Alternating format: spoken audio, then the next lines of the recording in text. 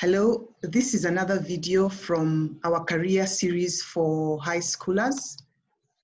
The career series from Life Skills Coaching Consultants includes live online sessions that you can sign up for, career assessments, group coaching, career series videos such as this one, as well as one-on-one coaching.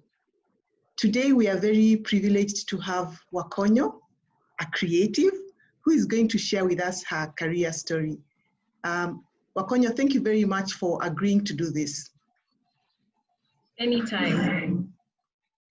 So Wakonyo, please start off by telling us what is your current profession? My current profession is a creative, just as you've put it.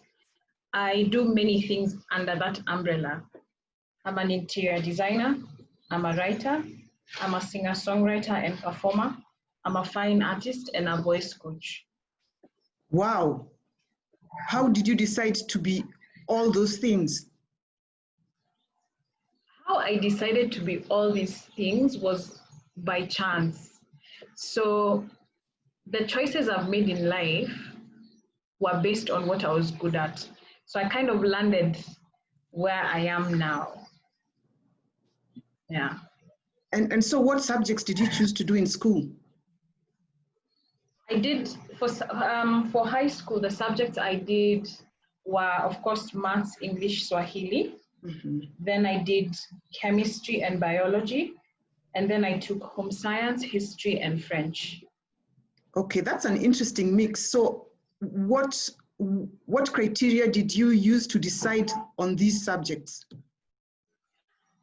In high school, I think I was hell-bent on, I really wanted to become an architect.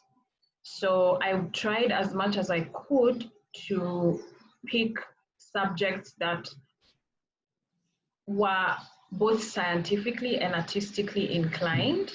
Of course, that decision changed later when I discovered that interior design was a better fit for me, because I think I'm stronger in the arts than I am in the sciences.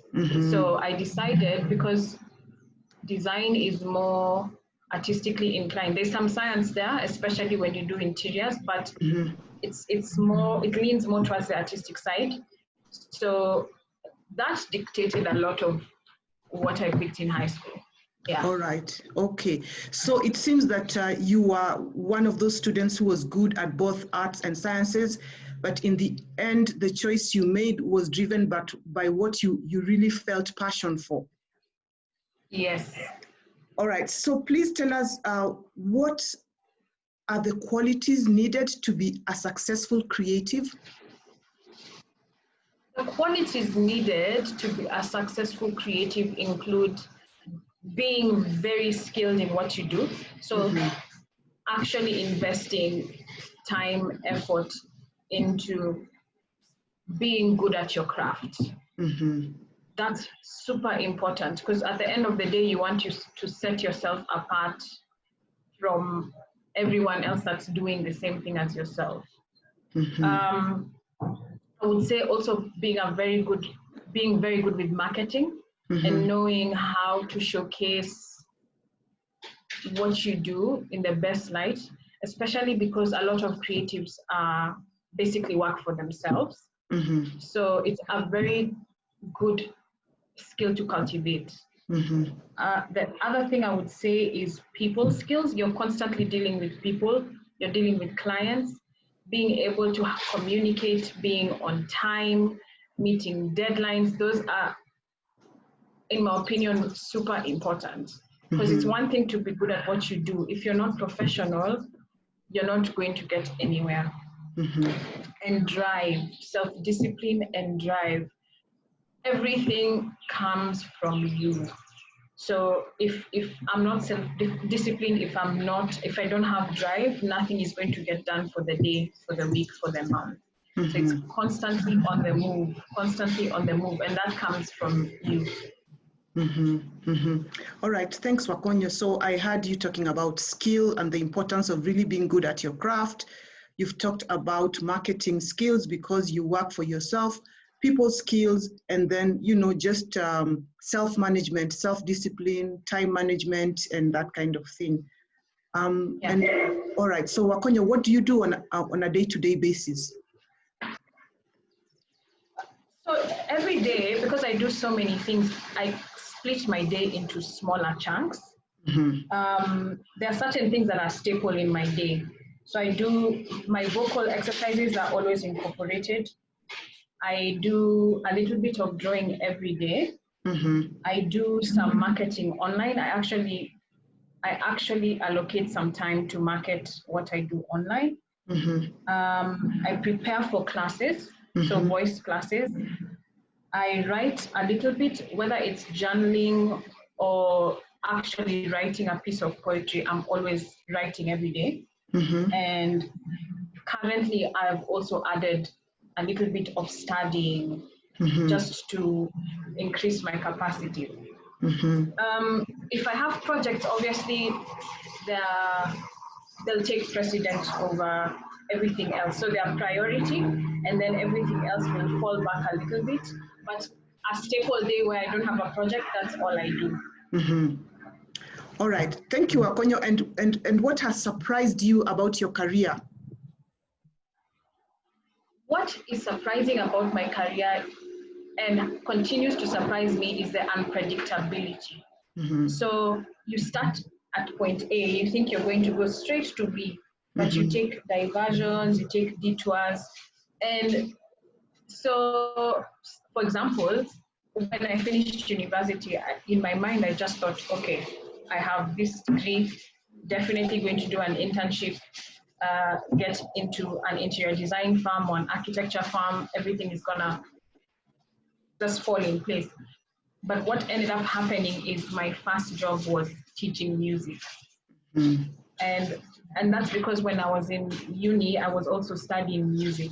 So mm-hmm. it's always, I guess, the unpredictability, and then finding yourself doing it again, because a couple of years ago, I started doing interior design again, freelance. So it's always good to have an open mind, mm-hmm. and to just work with what's happening. Yeah. Wow. Now, given that experience, given that trajectory that you have described, what advice would you give to a teenager who wants to work as a creative?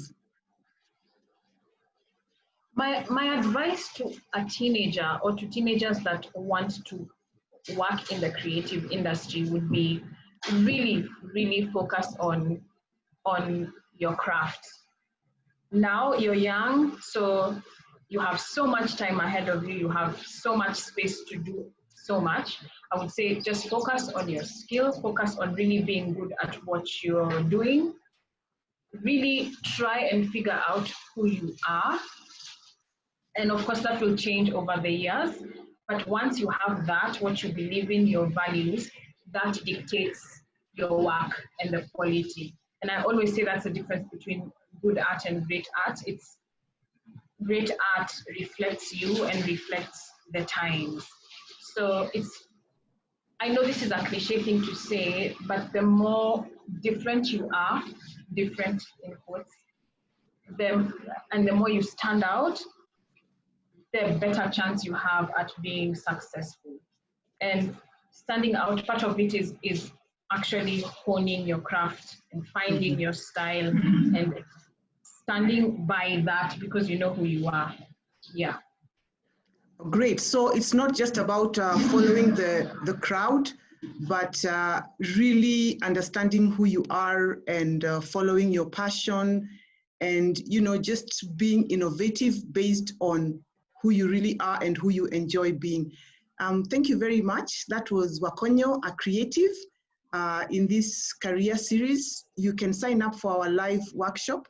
Visit lifeskillscoaching.co.ke or send me an email, jackie@lifeskillscoaching.co.ke. Thanks again, Wakonyo, for sharing your career story. No worries. Thank you for having me. All right. Bye-bye.